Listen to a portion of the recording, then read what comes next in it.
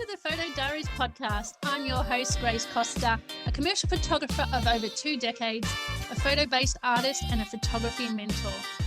This podcast opens up a secret diary about the world of the photography industry. We'll bring you inspiring interviews with industry professionals, as well as stories and tips to help you propel through your photography journey, whether you're just starting out or a seasoned pro. Thanks for joining me today. Now let's open the latest diary. Hey friends, welcome back to the Photo Diaries podcast. So nice to have you here. This episode is brought to you by the Photographers Only membership, a monthly business membership for photographers in business looking to grow with group business coaching, accountability, and guidance. So to find out more, head straight to the show notes for the link. In today's episode, we're going to talk about websites because websites are not dead. I don't care what you think about social media, how much you are promoting your business on socials. Your website needs to still be in tip-top shape to bring in leads. That's the whole purpose of a website. It should be doing the heavy lifting for you. It should be doing all the marketing for you so you don't really have to show up on social media unless you want to back up and double down on marketing. Realistically, your website should be bringing you leads every month. Then every week, then every day. Depending on how much effort you're putting into your website, absolutely you can be getting leads every week. And quality leads, people who are the right fit clients ready to book with you. Now, I know a lot of photographers work on referrals, and this is absolutely fine. But a referral client is still looking up your website for certainty that the referral person has recommended you. They want to back that up. They want to just double check that you are the right person to invest their dollars with. And if they come to your website and your website doesn't enlist certainty, confidence, that they can spend their money with you, that you can do the job you're ready to deliver, then they're going to look elsewhere. And in this day and age, Google is looking for a multi-channel approach, which does mean we are not just investing our time in our website, we're also looking to enlist time in our Google business listing, and also then, all the other channels we're on for visibility and growth, such as social media, LinkedIn, etc. That also adds to bulking out your credibility on Google so that it recommends you to the right clients searching for photography. But in saying that, Google won't recommend you if your website is not filled out completely, if it does not say who you are, where you're based. This is one thing I've seen a lot of photographers not even mention. And to mention where you're based needs to be on the above the fold on your homepage. So before you even scroll anywhere, it needs to tell me that you are a branding photographer in Canberra. You are a wedding photographer at the South Coast.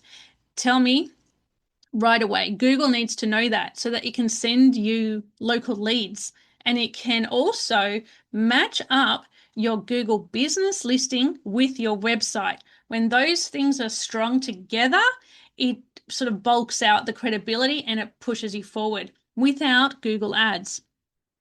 Okay, what else do we need to know? Your website also needs to spell out clearly who you're here to serve. Who is your ideal client that you want to work with? Is it, fun-loving wedding couples? Spell out exactly who it is you want to work with. Is it businesses looking for visibility and growth so that they can attract their best clients? Spelling it out, this takes a bit of work to really get your messaging right in a powerful one sentence, but spelling out who you're here to serve and then how you help them. So who you serve, it's the corporate clients, how you help them with, custom brand imagery, whatever. I'm just making a very basic example here, but we can do a lot better than that. So putting those two things to start with at the above the fold on your website is absolutely vital. When I did some website reviews for the Photographers Only members that came in recently, do you know what? Do you think I could find call to actions on the homepage? No, I couldn't find call to actions on the homepage. And this is one absolutely vital step to invite people to work with you. You actually have to tell people what to do. Obviously, we think, oh, yeah, look, everyone's used a website before. It can't be that hard to figure out that you go to the contact page or you go to my pricing page or you go here or there to figure it out. No, you actually have to make the steps super plain and simple and in bold buttons, bold contrasting buttons, so that it's right in front of people. It hits them in the face that this is the button to press to find out the pricing. This is the button to press to contact me for a free consult. This is the button to press to get a quote. This is the form you fill out to request a quote. Anything like that. All that direction needs to be right throughout the website, firstly on the home page, then on your services page, and then throughout. But do not assume people know what to do or how to work through your website, because that is the problem that a lot of photographers are having. They're making their website far too stripped back, far too simple, and they are assuming customers know what to do and customers want to work with them. But unless your website is plain and simply calling them out that, oh, hey, I want to work with you. I'm ready to do the business. I am somebody you can certainly invest your thousands of dollars with. I'm ready and waiting for you. I've got proven results. I've got people that I've worked with in the past who are happy clients. Then they don't see it for themselves. You've got to spell this out. A lot of photographers' reviews I did, they didn't even have a footer on their website. So please install a footer on your website to finish it off. It needs to be finished off with a footer. In the footer, it needs to have links to your pages. It needs to have your contact details. And if you have a sign-up form for your mailing list, you put it there as well. On your homepage, it needs to have an image of you. Whether you like it or not, I would like the photo of you to be on the introduction homepage so that you are welcoming people onto your website. Your website is acting like a shop front. And although it may be weird to have your photo in a shop front, if it was literally a shop front, you probably wouldn't have your photo there. But what I'm saying here is if it is your shop front needs to be welcoming. And the easiest way for your website and your shop front to be welcoming is to have a smiley face, is to have a beautiful picture of you welcoming people into your website, showing them who they're going to be working with. Instantly, that connects them on a human to human level, and then you become somebody they're contending with another photographer if they're comparing two photographers together, and if yours has a welcoming photo, they instantly connect with you because they feel like they already know you. They've seen you, they're reading about you, they're looking at photos you've taken for other people, and they're building that connection. Versus a photographer who does not have a photo of themselves on the homepage. Their work is beautiful, their words are there, but there's no instant connection, there's no instant rapport built through an image of you.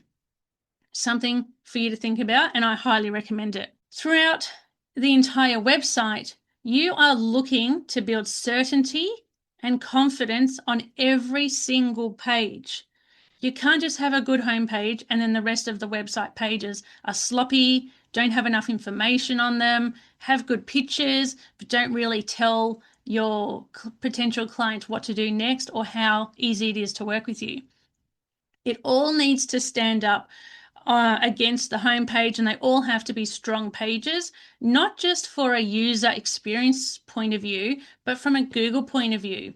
Google is now recommending websites that are the strongest because, especially with AI, pulling out information all around the internet about what it costs for branding photography, what it costs for headshot photography. It's pulling it out. And if your website has that information on there, as well as all those other credibility markers and confidence builders to bolster up that you are a great photographer of choice, then that all comes comes together through AI and helps you build the credibility as the chosen photographer.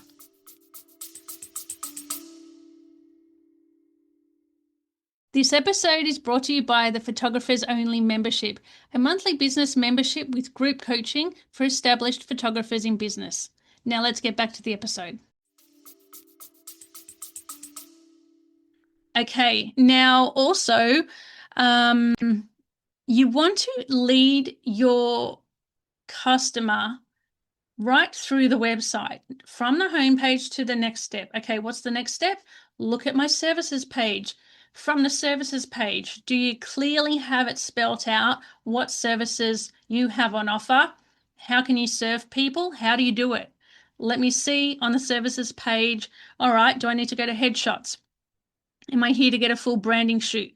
Am I a corporate company who just wants an event? Whatever you do, lay it all out there so that somebody can instantly hit that button, go to the page that is all about that service. When they get to that page all about that service, that page needs to instill confidence once again that you are the best at that job. You're the best at, Canberra events. They need to see an amazing portfolio, not too overdone. You don't want to put far too many photos on there. You only want to put the best selection of photos on there. Make sure every picture is different so that you're not duplicating a whole bunch of event photos that look the same. Really try and curate event photos that show, an awards ceremony, clusters of people smiling at the camera, the wide shot of everybody mingling or how big the event was, details of the food, of the decorations, things like that. You want to show a wide scope, but you don't want to duplicate images and you don't want to show too much. You want to curate it to it's the best of the best so it looks like you are a fantastic photographer. And then from there, if you choose to have your prices on your website, which I highly encourage you to do, especially if you work with package pricing, put it on your website. Then you've got it there. If you don't put it on your website and you work with quotes, then you need to say that. You need to write that there in the paragraph. This is where you can get a quote. This is how long the quote will take for me to send it to you. Here's the contact form, etc., etc. When it comes to the contact form, whether you're a wedding photographer or a commercial photographer or whatever you shoot, your contact form needs to be short and sweet, but capture the details that you need to, send a proper quote or send back the inquiry. So just basically needs to have a message box so that they can fill in the details. If you are somebody who needs to know the date of something, you can put that in there in a drop-down field, name, email. You don't need to have their address. And if you want to have their phone number, go and ask for that. But don't put 10 questions there, especially if you are looking for an event. Don't overload it. Make it super fast because people are short on time. They want to move along to the next photographer. They're probably getting 3 quotes. Move along to do it with everybody. So make it fast, make it simple, and let them know when you're going to get back to them so that builds certainty as well. Yes, when I was doing these website reviews, oh my gosh, even if you are using a template, I don't mind if you're using a template. There is nothing wrong with that. But you need to understand your messaging. Who is your ideal client and what do you need to say to them to help them feel safe to work with you, to book with you, to invest their money with you? You need to first understand who your ideal client is. And if you're still a photographer who's working with anybody who will give you money, I'm not talking to that. I'm talking to a photographer who's a little bit further down the track, who has figured out their ideal client, who they want to work with, what niche you're working in. For me, I work in business, the business niche, and I have different offerings underneath that niche. But I know who my ideal client is. Therefore, when I'm writing paragraphs of copy on there, I'm talking directly to their needs. I'm talking directly to the things they're going through. I'm talking directly to the things that I understand that they need from me.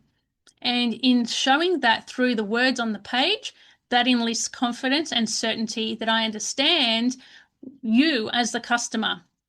And I've worked with a lot of customers like you. Therefore, this is what I understand about your needs, and this is how I can help you by delivering on those needs. So having a lot of copy on there needs to be something to consider. Now, when I was doing some website reviews recently, there was hardly any words on there. On these few websites I looked at, there wasn't enough words to build any certainty. And I probably wouldn't have booked either of these photographers because although their work was good, there was nothing to help support the images. And in this day and age where AI is ready for us and a lot of people are using it, who's to say you didn't just pick up some AI images and build a portfolio and say you're a photographer in business? We want to have trust. And to build trust, the words have to go along with the portfolio images. So please, if you've got a website right now, you've got your portfolio up there, please start to work through your messaging to speak to your ideal client. This can be super hard to do on your own, so you will need to work with somebody on this. I've been helping my Photographers Only members work through this, particularly through a masterclass, but in my private mentoring, we can work through this as well, because your messaging and your ideal client avatar needs to actually be really nutted out so that not just your website speaks to that client, but also it helps you write captions and messaging on your social media or anything that you're marketing going forward. If you don't know who you're speaking to clearly, then when you write your captions on social media, you get stumped. You really got no idea what you're writing, and you're just writing, oh, we had a lovely shoot with Alexis the other day with her new business. She's a local GP and it was so much fun, and tag the hairdresser and tag the makeup artist, and that's all your caption is. There's no depth, there's no credibility, there's no insight into who you are, how you helped them, and what you did for them. So understanding this ideal client and getting the messaging right is the key to a stronger website and a stronger social media presence. Also, this copy that you're going to now be writing out and putting on your website, this is the message that Google is reading. It's checking, it's scanning, and it's starting to understand, are you the photographer that I can recommend to people? Can I rank you higher? Can I get AI to recommend you when people are searching in ChatGPT or Claude or Gemini or any of the others? Can AI start recommending you? If you don't have enough words on your website, it can't read it. It can't understand you enough. Yes, you may have a blog, but that's not enough. Every page on your website needs to have multiple paragraphs, purposeful paragraphs. It also needs to show the process of how you work with somebody. I do this on one of my services pages, and it lays out step 1, we do this. Step 2, then we're going to do this. Step 3, then we're going to have this. So having that in either a dot format or little boxes or step 1, step 2, step 3, step 4 is a really clear way for people to scan your website and show that, oh, there's a process. She's done this before. She knows what she's doing. She's going to take good care of me. So think about adding that to your website as well. Now, one other thing is testimonials and Google reviews. So I absolutely recommend photographers start getting Google reviews or continue to get Google reviews from people who've had a good experience working with you. In one of my resources, the client email template bundle, that has a template in there for Google reviews, as well as heaps, pages and pages of email templates to help you along the way. So you can go get that resource. But you should be asking for Google reviews and testimonials. If you have them already, they should be on your website already. Not just on one page, they need to be fed right throughout many of the pages on your website. We need to see it on your homepage straight away. Your happiest customer, it needs to be spelt out. On the services page, on your branding page, on your contact page, even if you wanted to, on your about page, put one there, because this is social proof. This is proof that somebody has spent hundreds and thousands of dollars with you and they have got their money's worth. They have been a happy customer. They have had a good service. They are raving about you. You're a good person to work with. You serve people well. You do what you said you were going to do. All that is super important nowadays when there are so many photographers on the market out there looking for work. Somebody who's cheaper than you, somebody's more expensive than you. So those testimonials and that social proof is something that will help people make a decision, as well as all the copy, as well as showing the process, as well as the portfolio, as well as the photo of you. All these things and the other elements I've mentioned, it all comes together to build that strong credibility and trust for Google and AI to recommend your business as somebody who's ready to go, who's worth investing in, and who is trustworthy. I know there was a bucket load of information on this episode, and I've gone quite a long time. So I have some resources. I have a website checklist, which will help you at least get started. If you want more support from there, you can work with me one-on-one. You can also have a website review from me. That is a service I provide. Also, you can jump on into the Photographers Only membership, and this is the kind of stuff we work through as a group. You can ask your own personal questions about your business through group coaching, and I obviously give you custom feedback on your business inside there. So spend some good quality time working on your website. This is not just a one and done thing. I've been in business so long, and guess what? Already this year, I've hired another web developer to create new pages for me, double check SEO for my new mentoring page, because that's the service I'm pushing right now. And I paid her $1,600 to do a whole bunch of new things on my website. Even though this website is super old, I'm constantly getting new stuff done to it. And I don't know how to do it. I don't want to mess up my website. So I get a professional. I use WordPress, I use Elementor, and I know how to update simple things. My virtual assistant knows how to update simple things, and she knows how to create pages, but it was more of a structural thing. So I got somebody professional to work it out and to support me with that.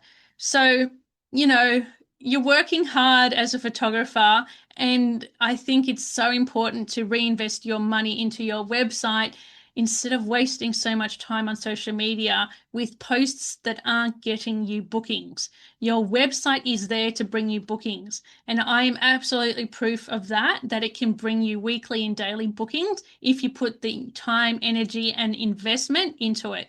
So do not delay. I hope this has inspired you. Go and download the website checklist. It'll be in the show notes for you. And please reach out if you have any questions. That's it for today's episode. If you found it valuable, I invite you to leave a review so more people can find this podcast, or simply subscribe to be notified when each new episode drops. Until next time, see you later.